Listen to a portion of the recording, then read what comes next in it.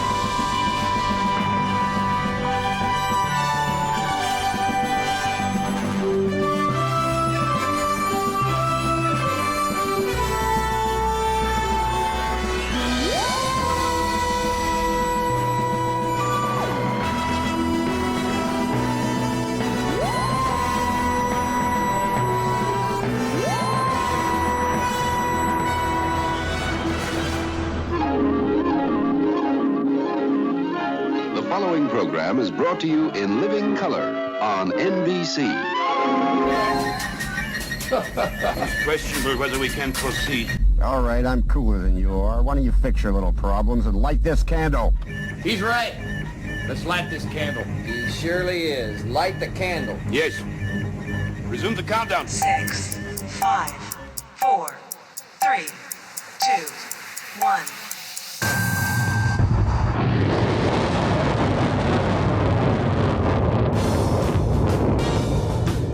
Jed, the party started. 49 minutes past the hour. 49 minutes past the hour. Mike Frazier back here with you again on Hawk Radio for another Friday afternoon spin-up of the Tampa Turntable Sessions, where this week's topic continues with me exploring the most successful television themes of all time, according to the various historical sales and radio airplay charts of Billboard magazine. Also, with the 97th Academy Awards having just taken place this past Sunday and looking back in our rearview mirror, today's showgram is going to feature several original TV themes whose successful series were later turned into major motion pictures. So keep it here. What is today? The March 7th, 2025. Boy, how the year is flying by.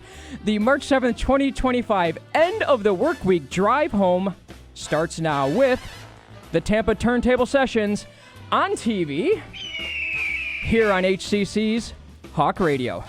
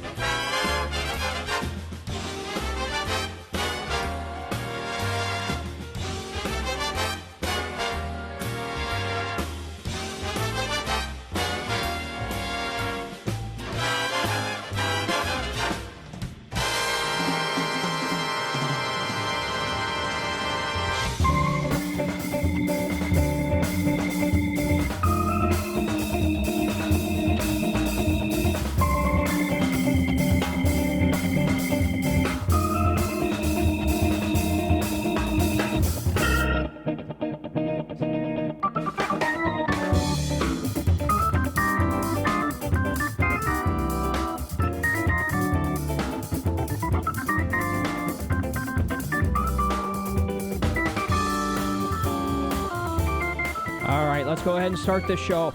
On Tuesday evening, September 9th, 1975, ABC Network premiered Welcome Back, Kotter, a sitcom shot before a live studio audience, starring the show's creator, comedian, actor, and Brooklyn, New York-born native, Gabe Kaplan. He was the show's title character, Gabe Kotter, a wisecracking high school teacher who returns to his alma mater, James Buchanan High School in Bensonhurst, Brooklyn, New York City, 10 years after graduating, to teach a racially and ethnically diverse remedial education class of loafers known as the Sweat Hogs. Airing 95 episodes over its 4-year run, the series also pretty much introduces to then 21-year-old actor John Travolta, who played student Vinnie Barbarino, a cocky Italian-American who was the resident heartthrob and, quote, official leader of the Sweat Hogs. Up your nose with a rubber hose. When the series co-creator Alan Sachs wanted a Lovin' Spoonful-like theme song for the program, well, he went straight to the source and hired former Lovin' Spoonful's founder and lead singer John Sebastian. While the series was originally planned to simply be called Kotter, in their June 2014 edition, Sebastian told Uncut Magazine, very interesting title for a magazine, told Uncut Magazine about his first phone call from Sachs and their subsequent meetings. Quote, he wanted New York guys to do older writing. I saw a pilot and read some early scripts. I went away thinking, I could hit this out of the park. I came back with this song, Welcome Back.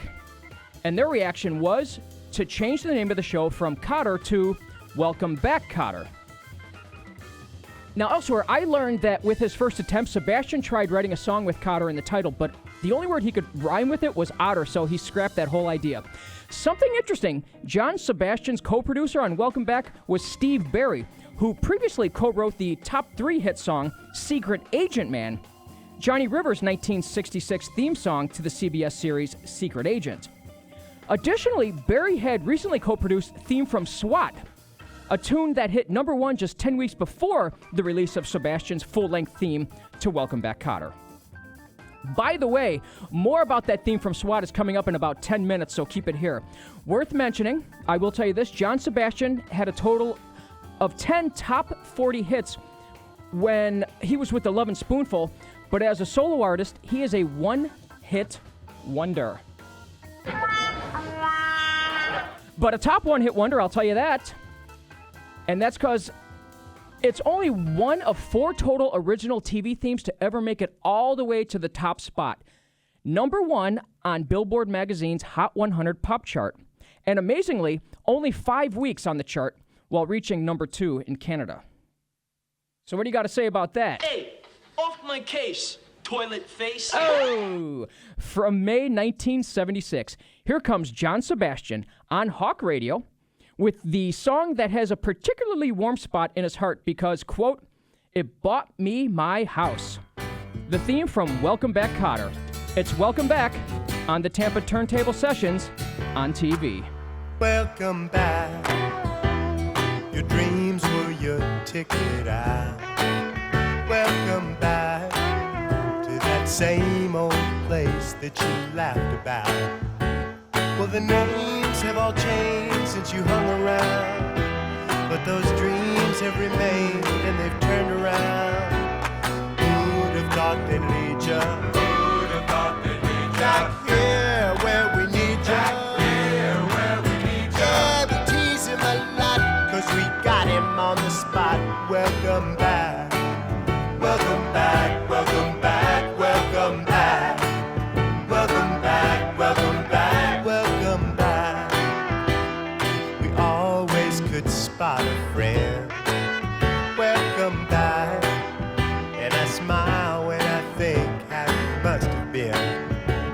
And I know what a scene you were learning in. Was there something that made you come back again? And what could ever lead you? What could ever lead you? Back here where we need you. Back here where we need you. Yeah, we tease him a lot, 'cause we got him on the spot. Welcome back. Welcome back. Welcome back. Welcome back. Welcome back. Welcome back.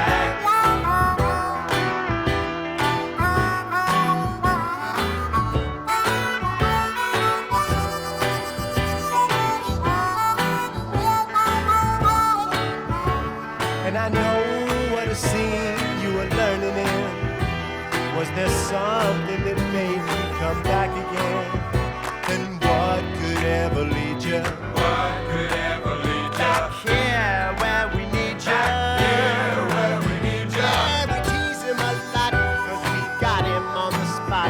Welcome back. Welcome back, welcome back, welcome back. Welcome back, welcome back. Yeah, we tease him a lot. Welcome back, 'cause we got him on the spot. Welcome back. Yeah, we tease him a lot, 'cause we got him on the spot. Welcome back. Welcome back, welcome back, welcome back. Welcome back, welcome back, welcome back. Welcome back, welcome back, welcome back. Week after week, the Cape Crusader copes with the tricky traps of vicious villains. Will the time arrive when the Cape crime fighters come too close to the jaws of death? Holy metronome, what a fate! Punch in the player piano roll. Watch Batman in color on ABC.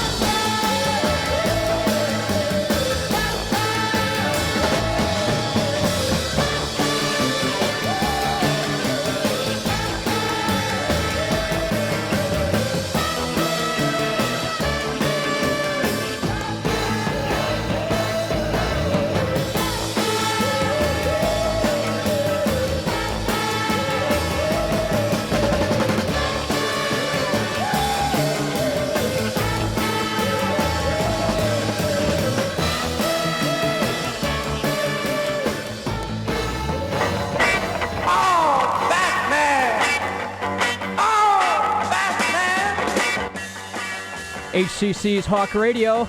I'm Mike Frazier with the Tampa Turntable Sessions on TV, where today I'm bringing you the origin stories from more of the most successful original TV themes of all time, including those from television series that were eventually made into popular movies. A brilliant example of that is Batman, a superhero who first debuted nearly 86 years ago in the 27th issue of Detective Comics on March 30th, 1939. And what I just played was the highest charter of those two popular versions of the Batman theme that made it onto the Billboard Hot 100. It was the Marquettes, the American instrumental surf-sounding pop group, most famous for their 1 million record-selling single Out of Limits, with their cover of the theme released around the same time that Batman the series premiered on ABC on January 12th, 1966. It was a campy live-action series that starred Adam West as the crime fighter title character, who, along with actor Burt Ward, playing Dick Grayson, he starred as Boy Wonder Robin. And they went up against some of Gotham's most sinister villains over the course of a 3-season, 120-episode run, including the Joker, played by Cesar Romero, Frank Gorshin as the Riddler, Burgess Meredith as the Penguin, Catwoman, played by Julie Newmar, and later Eartha Kitt, Vincent Price as the Egghead, Louis the Lilac was played by Uncle Milty, Milton Berle. And let's see, what else? There was also Cliff Robertson as Shame. Shame. The cover version you're hearing behind me, also made available in January 1966, is from the Galleons, an instrumental surf sound group signed by Capitol Records. I did previously mention that the Marquette's version of the Batman theme was a cover as well, so both are covers of the original title theme used on the series, as first composed and performed by Neil Hefti. Now, here's where it gets kind of convoluted if you're not good at math or using a calculator, so I'm going to go ahead and take this slow. It was my understanding that there would be no math. All right, for starters, Neil Hefti's original version was the first of the 3 versions of the Batman theme that were all released at the same time in January of 1966 by 3 different artists on 3 different record labels, but all coinciding with the premiere of the Batman series. Now, of the 3 versions, only 2 made it onto the Billboard Hot 100 pop chart. The cover version I was talking about by the Galleons never charted, and that was why I chose to voice stomp all over it like you just heard me do. Next, the cover version by the Marquettes that I recently played did make it onto the Hot 100 pop chart, reaching all the way up to number 17. And lastly, the original version by Neil Hefti, as heard each week on Batman, did also make that chart, but it peaked only as high as number 35. So in the end, the Batman theme is yet another instance of where a cover version ultimately was more successful than the original version. Hey, let's hear some of that original TV version by Neil Hefti. Let's see here. Do I have it queued up? I do.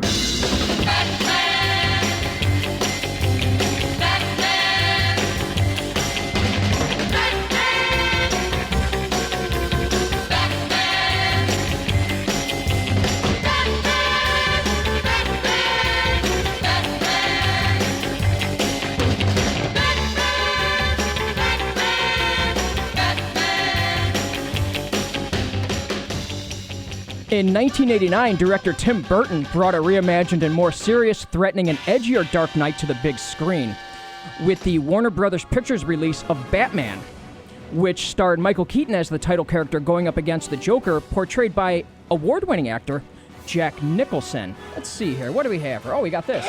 What are you? I'm Batman. You can call me Joker. Wait till they get a load of me. It's a movie that earned nearly $412 million at the box office and generated 3 direct sequels, while unquestionably being Warner Brothers' reason for, since having made a total of 7 different Batman movies since Burton's release, which has already been 35 years ago when that came out. So, that's saying it. That really makes me feel like I'm getting older a lot faster these days, too. 6 minutes past the hour on Hawk Radio, and keeping with successful TV shows that generated a successful major motion picture, I turn now to the 2003 film SWAT, starring Samuel L. Jackson, Colin Farrell, LL Cool J, and Jeremy Renner, that earned about $208 million at the U.S. domestic box office. It was adapted from the 1975 original TV series of the same name, that starred Steve Forrest as Hondo, along with co-star Robert Urich.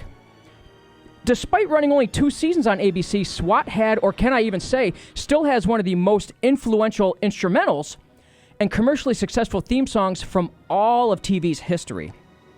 Written by American singer, songwriter, producer, composer, label owner, and music publisher Barry Dvorak, and Hale, affectionately referred to those who knew him as that really busy guy who never slept. His version by Dominic Hauser was heard at the series opening of all 37 episodes, starting February 24th, 1975.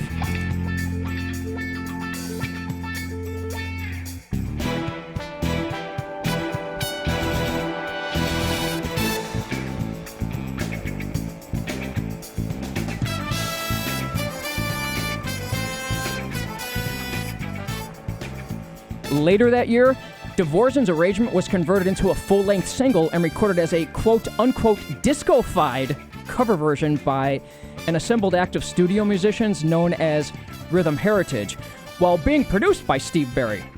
The same guy who would then go on next to produce John Sebastian's song Welcome Back, which I just talked about, then played during our last segment here on Hawk Radio. Let's go down that road again now with another one of the one and only 4 original TV themes to ever make it all the way up to the number 1 spot on that Hot 100 chart, with this one having the honor of being the first of those 4. From February 28th of 76, it's Rhythm Heritage with the theme from SWAT on the Tampa Turntable Sessions on TV.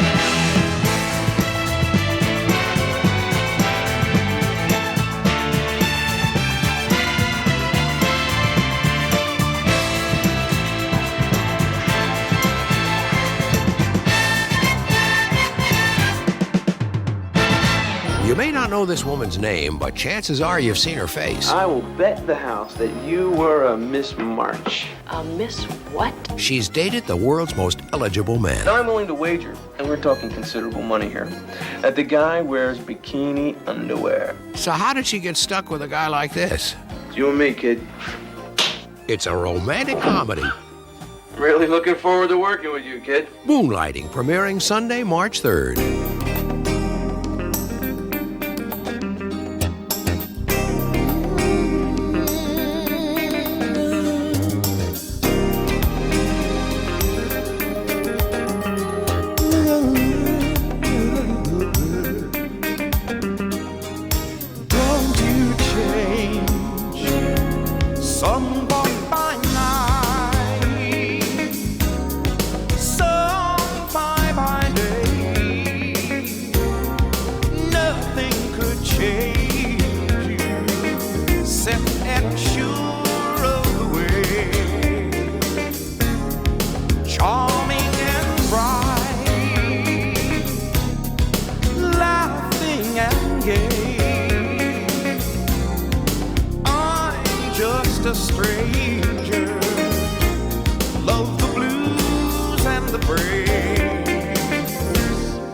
There is the sun and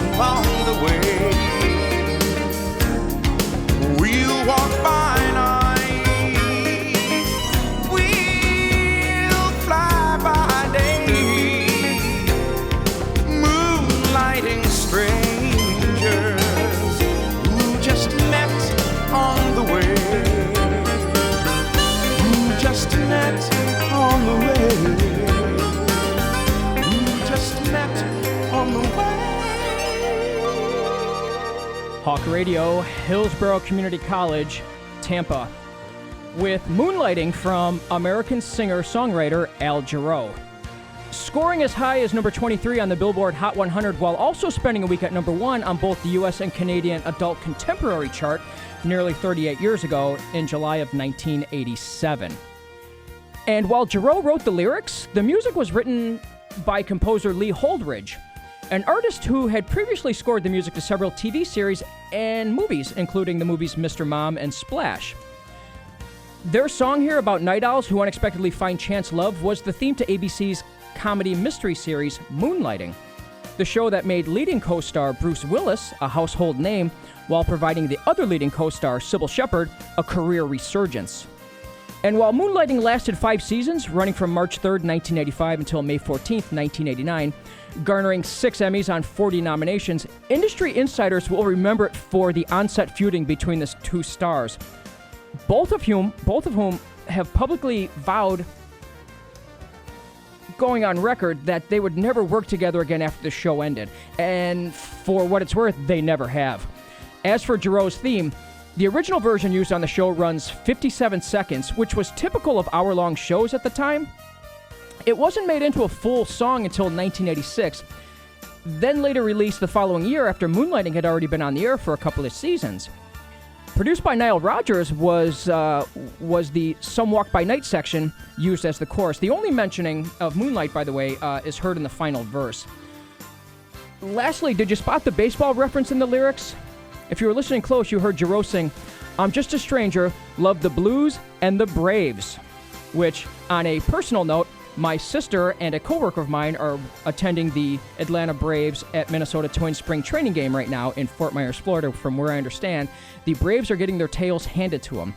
The Twins are letting them win, as my sister, who's a Braves fan, let me know.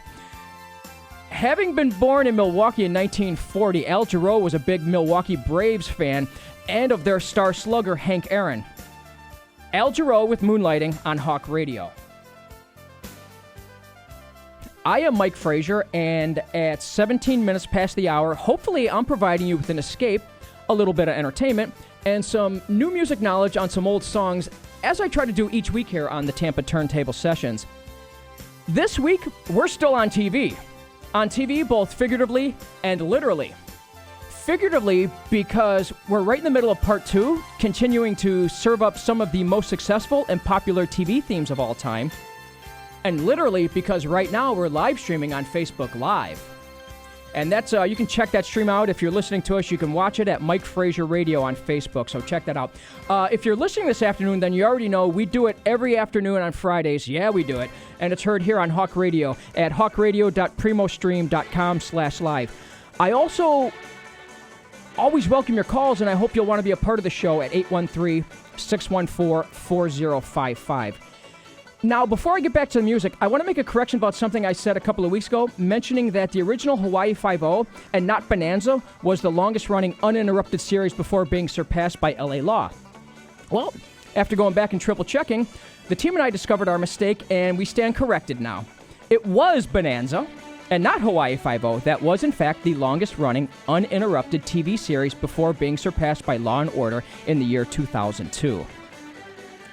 And let's see here. Let me also mention that I have a, Bob in Arizona wrote to us at MikeFrazierRadio@gmail.com asking, what network has the most TV themes to reach the top 40? Thanks for your email, Bob in Arizona. As far as the original TV themes to reach the top 40, it's the ABC network, presently with 15 total. NBC comes in second with a current total of 10 themes to breach the American top 40. And then the other ones just kind of fall in place there. Okay, getting back to the session at hand. Up now, our next original TV theme comes to us from CBS, the network, incidentally, who has 8 total TV show themes that were in the top 40, including a hit that you're going to hear, ironically, with this next one not being one of them, by the way, but it was a number 1 country music hit. And as soon as you'll hear it, undeniably, still one of the most iconic themes in television history. Come and listen to a story about a man named Jed. as how the theme to the widely popular series The Beverly Hillbillies starts. A sitcom that from September of 1962 till March of 1971 aired 274 episodes throughout 9 seasons on CBS, and which ranked among the top 20 most watched shows on TV for 8 of its 9 seasons, while also ranking as the #1 series of the year during its first 2 seasons. So a lot of stats to throw at you there. Good thing you can always go back and listen to our show on demand if you are taking score at home. Grab your pencils, sharpen them, and go back and listen again. It earned 7 Emmy nominations, and because of its longtime popularity, spawned a 1993 film adaptation, which starred an ensemble cast, including Jim Varney, Dabney Coleman, Lily Tomlin, Cloris Leachman, and a very young Rob Schneider. As for the TV's its original theme song, composed by the show's creator, Paul Henning, it's a rags to riches country song that sets up the plot of the series. Jed Clampett was a poor mountaineer from Dollar City, Missouri, who accidentally discovered oil on his swampland and became a millionaire. So he moved his family to Beverly Hills, where they shook up the posh community with their country bumpkin backwards hillbilly ways, I think is a polite way to say. During the series' opening credits, a version of the song is sung by country singer Jerry Scoggins. And let's see here, and it could be heard here. Come and listen to my story about a man named Jed, a poor mountaineer, barely kept his family fed. And then one day he was shooting at some food, and up through the ground come a bubbling crude oil, that is, black gold. A theme song that's been recorded by 42 different artists or groups, including this obscure 1964 cover from Buddy Ebsen, the veteran actor who played Jed Clampett on the series. Come and listen to the story about a man named Jed, poor mountaineer, barely kept his family fed. And then one day he was shooting at some food, and up through the ground came the bubbling crude oil, that is, black gold. However, the original and most successful popular version was first recorded by the historically significant American bluegrass duo of Lester Flatt and Earl Scruggs, along with their backing band, the Foggy Mountain Boys. Released as a single on September 24th, 1962, just 2 days before the Beverly Hillbillies premiered, The Ballad of Jed Clampett first appeared on the Billboard Country Singles Chart for the week ending December 8th, eventually spending 20 weeks on it, including 3 of those at the #1 spot. And that's pretty significant because it's also the first bluegrass record to top the Billboard Country charts. Also, as previously joked about, despite not being a true top 40 hit, their song did come close. It made it all the way up to number 40, bubbling under that top 40 on the Billboard Hot 100. Here now on Hawk Radio is the theme to the Beverly Hillbillies from autumn 1962, Flatt and Scruggs with the Soggy Mountain Boys and The Ballad of Jed Clampett on the Tampa Turntable Sessions on TV. The scene, Beverly Hills. The people, one of America's favorite families, the Beverly Hillbillies. You'll split your stays a-laughin' as Granny puts the hill folk, Beverly Hills that is, and Jed in a spin. Follow Jethro's fancy footwork if you can, as he causes a ruckus wherever he goes, whether it's on his private football field in the Clampett mansion or on board a ship, sweeping the crew off its feet. And there's Ellie Mae in the danged old Seaman Pond, the purtiest critter-loving critter of 'em all. You'll love the Beverly Hillbillies, with the world's dad-burnedest, side-splittingest, conniving tiger of a granny who wants to let you know that the show is color from coast to coast with millions of people watching. Every Wednesday night on the CBS television network.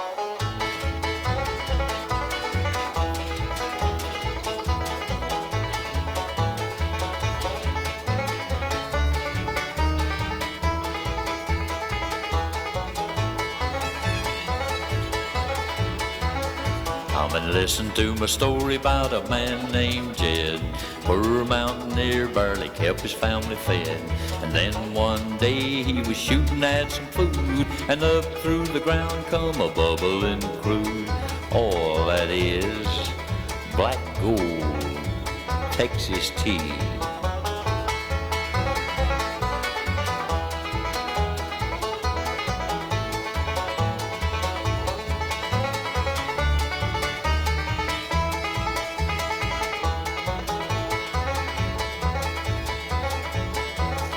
Well, the first thing you know, old Jed's a millionaire. Kin folks said, Jed, move away from there.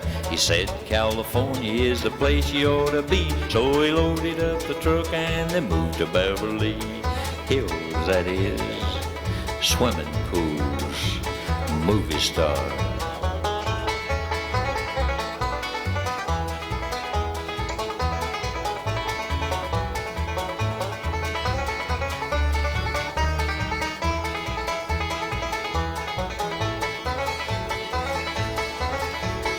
Now it's time to say goodbye to Jed and all his kin. They would like to thank you folks for kindly dropping in. You're all invited back again to this locality to have a heaping helping of their hospitality. Beverly Hillbillies, that's what they call them now. Nice folks. Y'all come back here. Welcome to Hazard County, where the Dukes of Hazard, Bo and Luke Duke and Cousin Daisy, will do anything for a good time, a good cause, or a good woman. Waylon Jennings tells the story of the Dukes of Hazzard starting Friday, January 26th. Just a good old boy, never meaning no harm. Beats all you never saw, been in trouble with the law since the day they was born. Straight in the curve, yeah, flattening the hills. Someday the mountain might get them, but the law never will. Making their way the only way they know how. That's just a little bit more than the law will allow. Woo!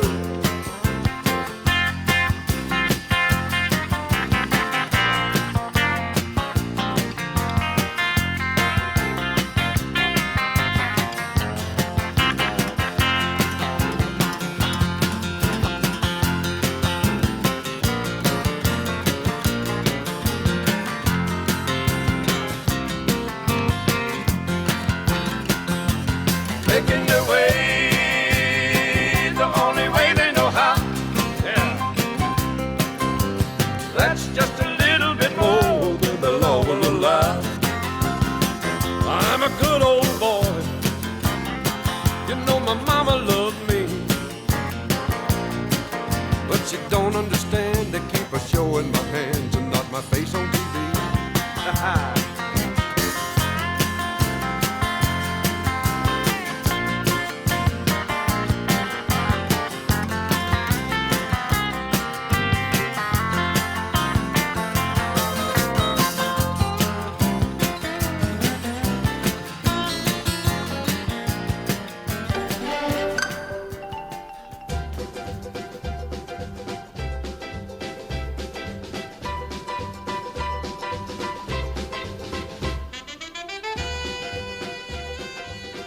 The place for good old boys. It's the Tampa Turntable Sessions on TV here on Hawk Radio.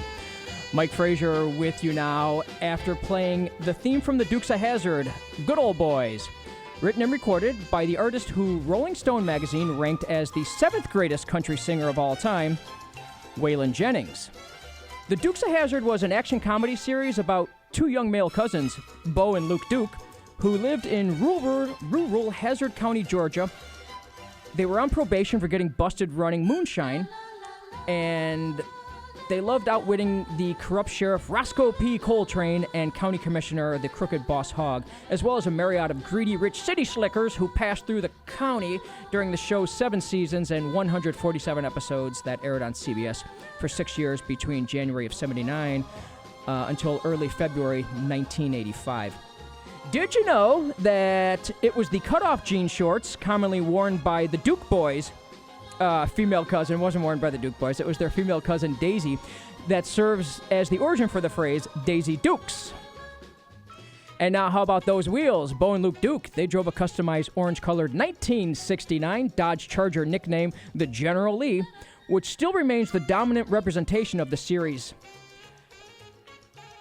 I'm not sure. I think I don't know if it's been canceled. I mean, it's been canceled culturally or not. I don't know. I mean, can they still drive the General Lee, or I wonder if it's like fogged out on the side of their car. The Dukes of Hazzard was inspired by the 1975 film Moonrunners, about a bootlegging family, written and directed by Guy Waldron. Waldron then took many of the same and similar characters and concepts and created the Dukes of Hazzard with it. One of those identical characters was the narrator known as the Balladeer and played by Waylon Jennings.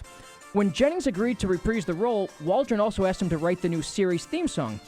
Jennings wrote and recorded two different versions, the TV theme version and a slightly different album version made for radio and commercially available for sale, which was the one I played. That's the album version which I played. That was from 1980. That gave Waylon Jennings his 10th solo #1 country hit, while also being his biggest crossover hit, peaking at number 21 on the Billboard Hot 100 pop chart. And hey, score one there for CBS with that top 40 theme song, huh? Waylon Jennings with the Dukes of Hazzard, good old boys. And this happy tune you're hearing underneath of me, well, let's see here. This is the Lawrence Welk Orchestra. It's the theme from My Three Sons, which did in fact make it onto the Hot 100 chart in 1961, peaking at number 55. Thanks, Uncle Charlie.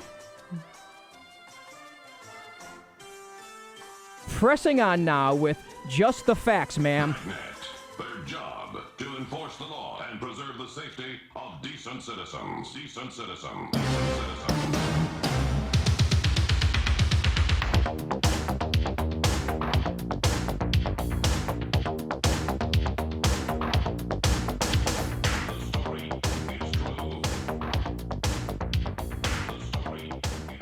In 1987, Universal Pictures released the film Dragnet. The story you are about to see this summer is true. Only the names have been changed to protect the innocent.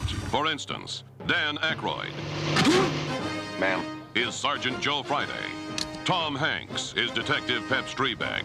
I'm your new partner.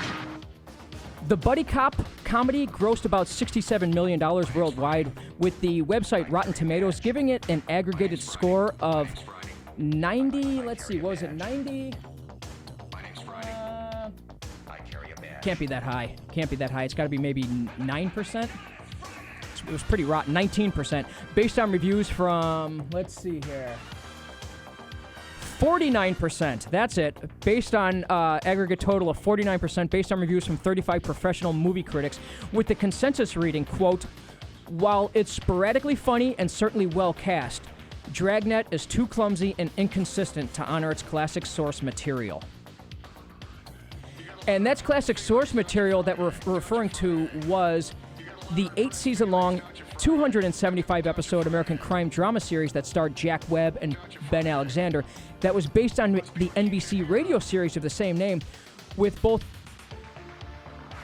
That also starred, I guess, and was created by their star Jack Webb. So Jack Webb was the radio. He did the voice on the radio show, as well as Jack Webb playing on the TV series. That original 1951 Dragnet TV series ended in 1959, but was later revived for 4 more seasons beginning in 1967. And while each episode, the names were changed to protect the innocent, Dragnet's instrumental theme remained the same. In fact, the famous instrumental opening of the theme was originally composed by Miklos Rosa for the 1946 movie The Killers. It was readapted by composer Walter Sherman and called main title, logically, since it was used as the opening of each episode, with the longer arrangement of the theme being called Dragnet March and heard during the end credits. Later simply known as Dragnet, the first recorded version was from Ray Anthony and his orchestra.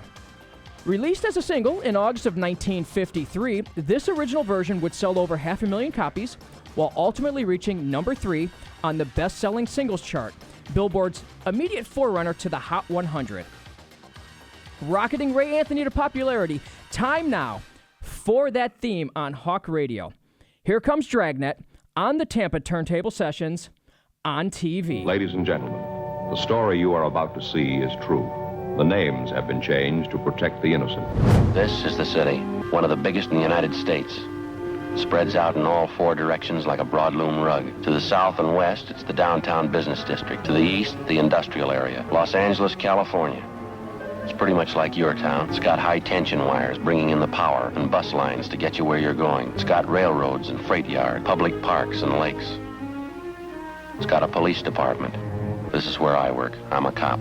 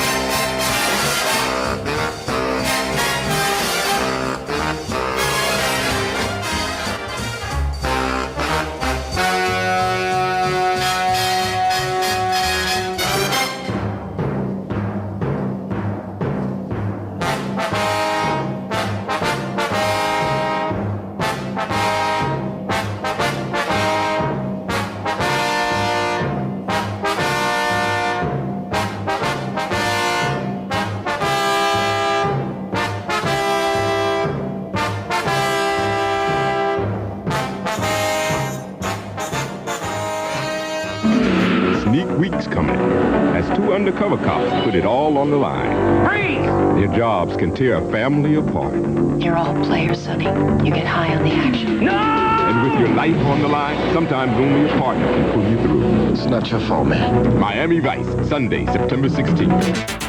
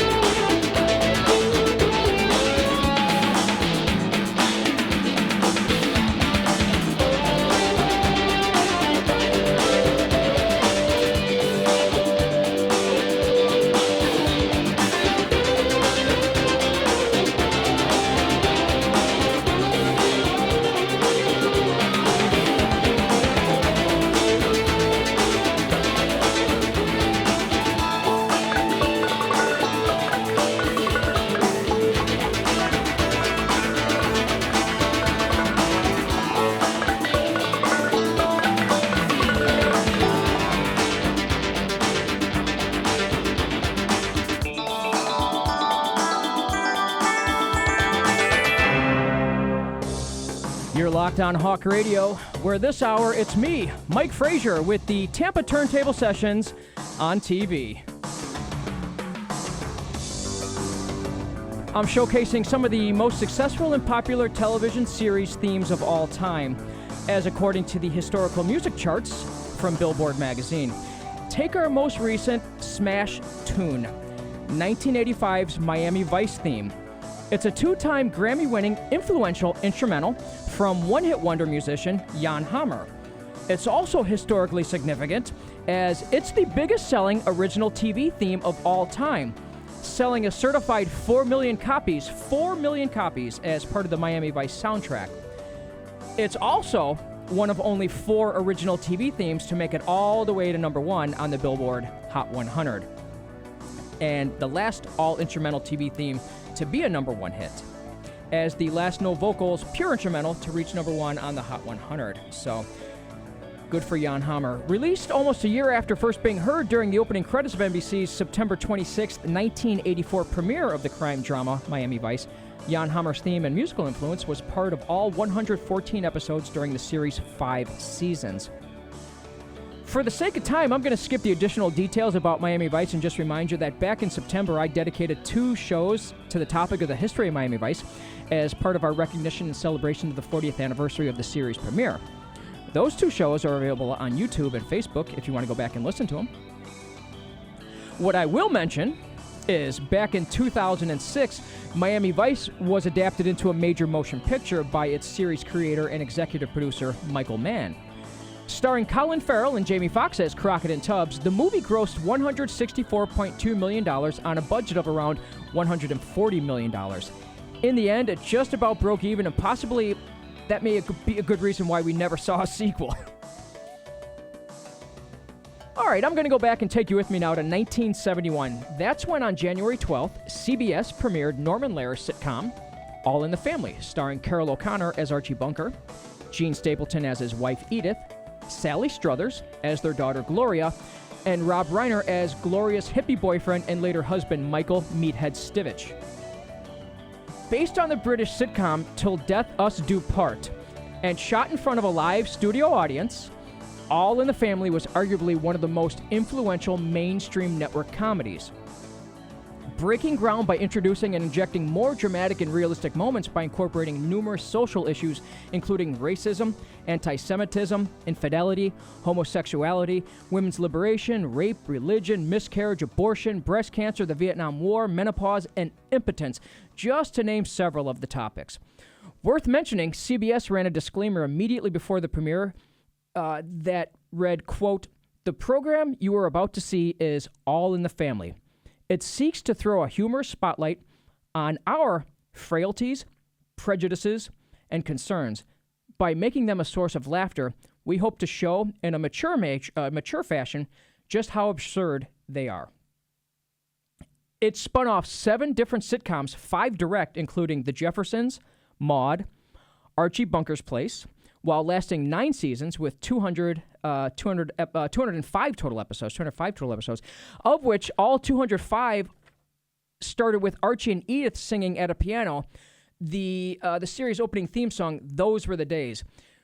With lyrics by Lee Adams and music from Charles Strauss, a total of 6 different performances were recorded during the series run, including one with additional lyrics, but all capturing Archie and Edith's nostalgic remembering of the perceived simpler days of the past. Perceived. In November, a couple of months after Season 2 started, Atlantic Records released a longer version of the song, with Archie and Edith backed with a ragtime-sounding band. The additional lyrics gave the song a greater sense of sadness by making emotional references to social changes that were taking place in the 60s and early 70s at the time. That version charted, by the way, reaching number 43 on the Hot 100, doing even better on the adult contemporary chart, going to number 30. Ready to be heard is the record, let's see, it's on player number 1 here on Hawk Radio. From 1972, it's the real-life actors who played Archie and Edith Bunker with the theme from All in the Family. Carol O'Connor and Gene Stapleton with Those Were the Days on the Tampa Turntable Sessions on TV. Let me tell you something, Mr. Bunker. No, let me tell you something, Mr. Stivic. You are a meathead. Meathead, dead from the neck up. Meathead.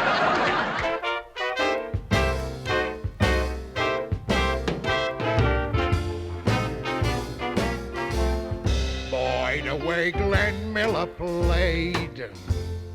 Songs that made the hit parade. Guys like me, we had it made. Those were the days. Didn't need no welfare state. Everybody pulled his weight. Gee, our old LaSalle ran great. Those were the days. And you knew where you were then. Girls were girls and men were men. Mister, we could use a man like Herbert Hoover again. People seem to be content. $50 paid the rent. Freaks were in a circus tent. Those were the days.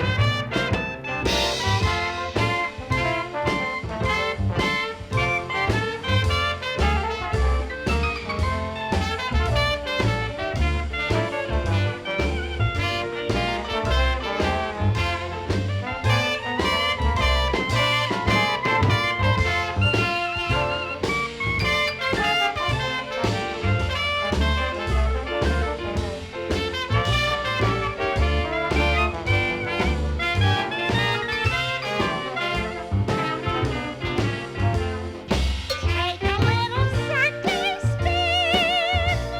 Go to watch the Dodgers win.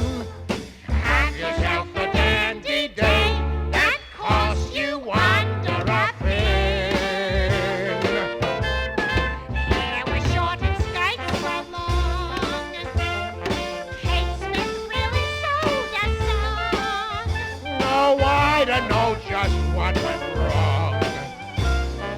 Those were the days.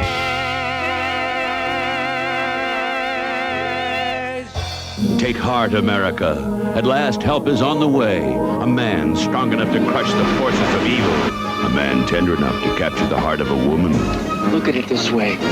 You're one step ahead of Lois Lane. She never found out who Clark Kent really was. A man who can face an army of bullets and live to tell about it. He is the greatest American hero, and he'll be here this Wednesday. Be patient, America. Wednesday night, here on ABC.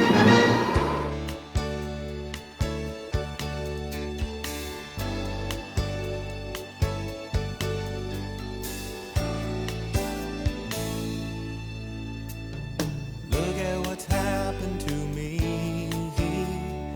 I can't believe it myself.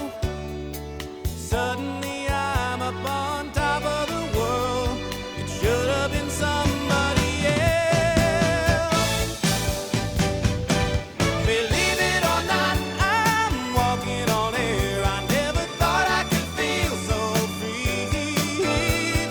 Flying away on a wing and a prayer. Who could it be? Believe it or not, it's just me.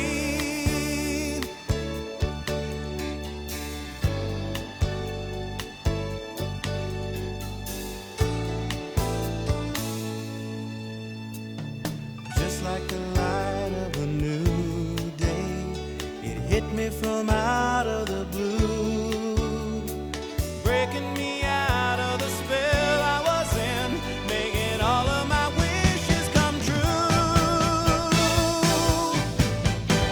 Believe it or not, I'm walking on air. I never thought I could feel so free. Flying away on a wing and a prayer. Who could it be? Believe it or not, it's just me. This is too good to be true. Look at me, falling for you.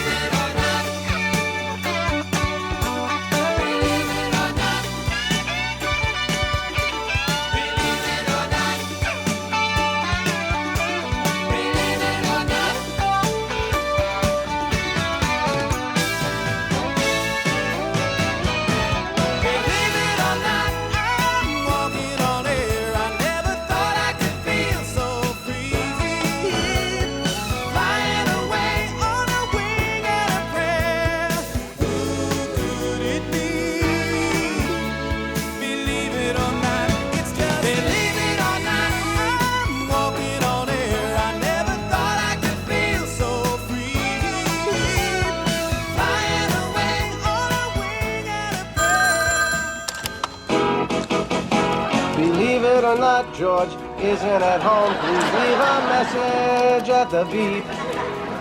I must be out before I pick up the phone. Where could I be? Believe it or not, I'm not home. 51 minutes past the hour. Mike Frazier back with you on Hawk Radio with the Tampa Turntable Sessions on TV. And one-hit wonder Joey Scarborough, either way, singing composer Mike Post's theme from The Greatest American Hero, believe it or not. That song went to number 2 for a couple of weeks back in mid-August of 1981. Interesting because it wound up being the 11th biggest song on the Hot 100 year-end chart for 1981. As for its vehicle, The Greatest American Hero, it was a comedy drama series about a teacher named Ralph Hinckley who, while on a school field trip, encountered extraterrestrials who gifted him with a superhero-style suit. Then when Warren gave him superhuman abilities, including the ability to fly. During the encounter, the aliens also instructed him to find and team up with a specific FBI agent. The purpose for that, as well as how to use the suit and learn to fly, were all contained in an instruction manual as provided by the aliens as well. Almost immediately after aliens handed him the instruction manual and then disappeared back into the sky, flying away, Ralph lost that instruction manual on his way back to the car. So through trial and error, he figured out what superhero powers he had and what that suit granted him, but never really fully mastered any of them, including the ability to fly, or more specifically, not the ability to fly, but the ability to take off and gracefully land. Trivia alert, the main character was originally named Ralph Hinckley. However, literally on the cusp of its air date, John Hinckley attempted to assassinate U.S. President Ronald Reagan. So with the name Hinckley suddenly tainted, the show's producers first washed out all mentions of Ralph's last name by using jet exhaust and other tricks, then had a hasty name change to Henley, and later had all other characters refer to him simply as Mr. H. The Stephen J. Cannell-produced comedy drama superhero series aired on ABC, lasting for 3 seasons with 45 episodes between March of 81 till early February of 1983. It starred William Catt, Robert Culp, and Connie Sellecca. Let's see here. Coming up next on the Tampa Turntable Sessions. As God is my witness, I thought turkeys could fly. WKRP in Cincinnati. The CBS sitcom about the misadventures of the staff of a struggling fictional AM radio station in Cincinnati, Ohio. Created by former radio advertising salesman Hugh Wilson, he selected the call letters WKRP as a play on the word crap. WKRP. Featuring an ensemble cast that included Howard Hesman as DJ Dr. Johnny Fever, Gordon Jump as the station's general manager Arthur Carlson, Lonnie Anderson as Jennifer Marlowe, the receptionist, Tim Reed was Venus Flytrap, WKRP's funky evening DJ. Frank Bonner played tacky sales manager Herb Tarlick. And then there was Richard Sanders as Les Nessman, the station's bow-tie-wearing mama's boy news reporter who, despite approaching his job with over-the-top seriousness, he was just oblivious to the fact that he really was truly incompetent. WKRP ran for 90 episodes during its 4 seasons on CBS between September 18th of 78 to April 21st of 82. Its opening theme, composed by Tom Wells, with lyrics by series creator Hugh Wilson, was sung by Steve Carlisle and later released as a longer version on 45 vinyl single. And wouldn't you know it, just like that, as I took a look around, it's up now.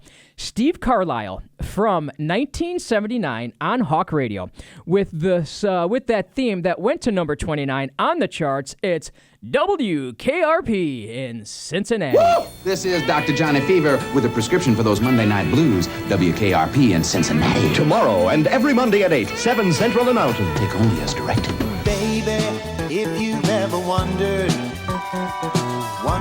whatever became of me. I'm living on the air in Cincinnati. Cincinnati, WKRP. Got kinda tired of packing and unpacking. Town to town, up and down the dial. Maybe you and me were never meant to be. Just maybe think of me once in a while.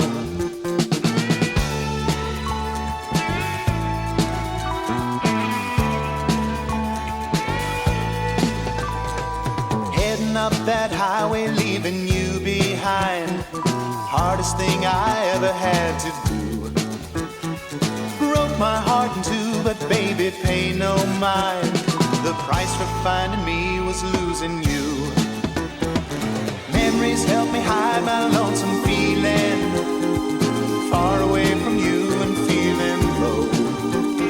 It's getting late, my friend, my love, I miss you so. Take good care of you, I've gotta go.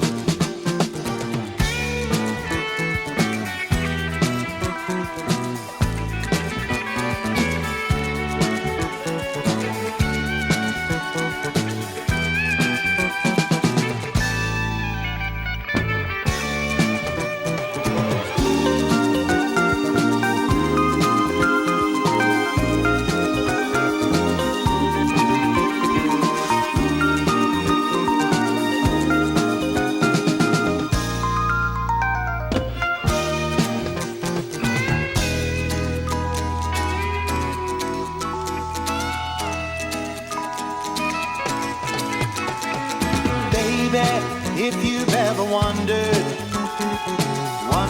whatever became of me, I'm living on the air in Cincinnati.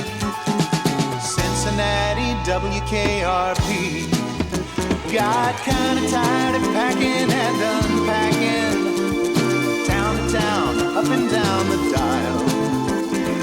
Maybe you and me were never meant to be.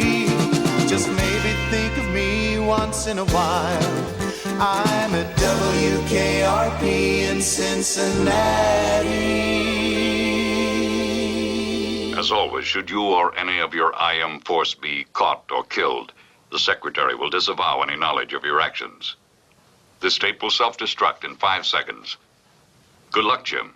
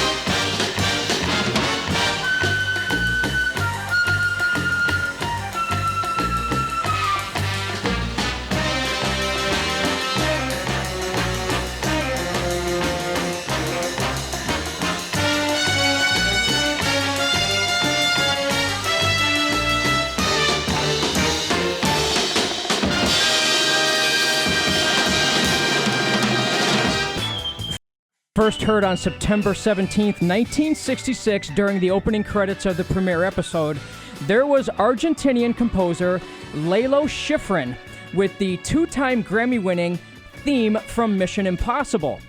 Also known as Burning Fuse, Schifrin's theme from Mission Impossible scored as high as number 41 in 1967 on the Billboard Hot 100, but was received much more favorably on the magazine's Adult Contemporary chart, reaching number 19. And just like Dave Brubeck's classic tune Take 5, Mission Impossible's theme it's written in a 5/4 quintuplet meter. Look at me acting like I know what that means.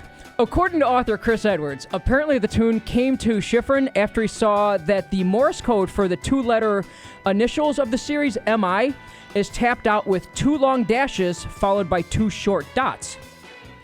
Now, if a dot is a beat and a dash is a beat and a half, then this gives a bar of 5 beats, exactly matching the theme's underlying rhythm. But more importantly, the original Mission Impossible spy series lasted 7 seasons. I was going to say 5, undercutting its popularity. It lasted 7 seasons, airing 171 episodes on CBS during its run between September of 1966 to March 30th, 1973, and only 9 days after I happened to be born. And while the series lasted only 6.5 years, the motion picture film series that it spawned, starring Tom Cruise, will wrap up its 29-year-long storyline with the release of its 8th and final installment later this year. 5 of the 7 Mission Impossible films are also the highest grossing of all TV shows that were made into movies. Those 5 films in the Mission Impossible series have earned nearly $3.3 billion worldwide. So I'm sure the studio financiers are glad that the IMF team accepted the mission. See what I did there? Yeah. That's going to do it for today's session, but I hope you'll come back and join me for 2 fun topics on next week's show. 2. You're going to get 2 for the price of 1. Well, actually, one of the topics is kind of cringy, so maybe 1.5. The main topic is the most successful but annoying songs of all time. And the other, in recognition of St. Patrick's Day, it's some of the bigger, more memorable Irish songs and the ones that you can participate in while listening. If you want to drink, I won't care. So please join me live next Friday at 2:45 Eastern on Hawk Radio. .PrimoStream. They do it to me every time. HawkRadio.PrimoStream.com/live. Likewise, you can listen and watch on Facebook Live. Be sure to follow us there on Instagram, YouTube, and Twitter, where you'll also find the in-studio video streams of our past shows, including this one. Just search for Mike Frazier Radio. Frazier is spelled Frazier. There, you'll re-experience the behind-the-scenes magic from our most recent shows. Always a good time watching me try to dance here. Look at the white boy trying to dance. You can send your emails to our new email address. That's going to be mike@mikefrazierradio.com. Pretty simple to remember, mike@mikefrazierradio.com. And that Mike, by the way, is M-I-K-E, not M-I-C. Let me know you're listening. Offer up some show comments or suggestions. Before I leave, I want to wish a happy 40th anniversary to We Are the World from USA for Africa, released on this day, March 7th, 1985. Eventually selling 20 million copies, on its way to becoming the 8th best-selling single of all time, raising $80 million for humanitarian aid to both Africa and here in the U.S. Also, don't forget, Daylight Savings Time starts on Sunday. And personally, I never remembered which way to set my clocks. That was until I memorized the old saying. Now I know, you fall ahead and you spring back. And I, for one, I'm definitely going to enjoy that extra hour of sleep. That's for sure. After all, I can't afford to miss that 6 a.m. flight. Got to get to the airport on time. The Tampa Turntable Sessions is a TTS production. Today with Michaela Williams and co-producer Bill Hendry at the controls. And me. I am, and always will be, the aging teen idol Mike Frazier. And until next Friday at 2:45 Eastern, these are my last few words. Hey, good looking. We'll be back to pick you up later. Later.